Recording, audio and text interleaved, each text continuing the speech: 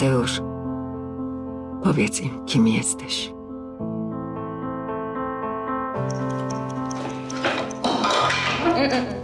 Pani lekarka, z którą układaliśmy klocki, powiedziała, że jestem rośliną. Przecież jego mózg nie pracuje, nie widzi pani? To jest roślina. No, ale rośliny nie bawią się klockami. No nie będzie pani miała z nim porozumienia nigdy. Chciałbyś mi coś powiedzieć? Chciałbyś mi powiedzieć, że mnie kochasz. Żebym ja cię mogła zrozumieć. Nie ma sensu go męczyć. Trzeba się pogodzić. Powinna go pani oddać, są takie specjalne ośrodki. Nie podobało mi się tu.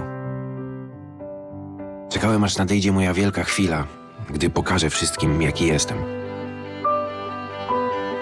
Cześć Anka, jestem Mateusz. Fajna z ciebie dziewczyna. Jak mówię do niego, to on reaguje. Rozumie mnie. To zupełnie jak mój pies.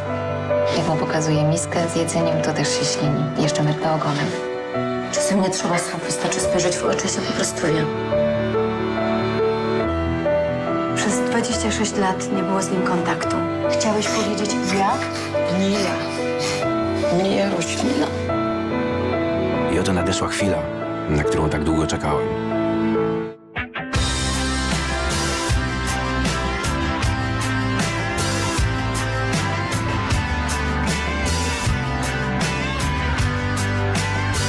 Nie poddaj się.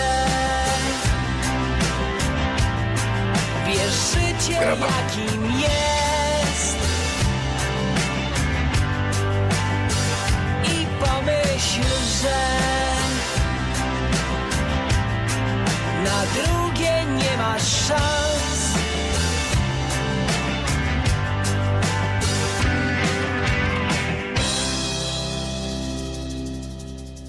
Dobrze jest.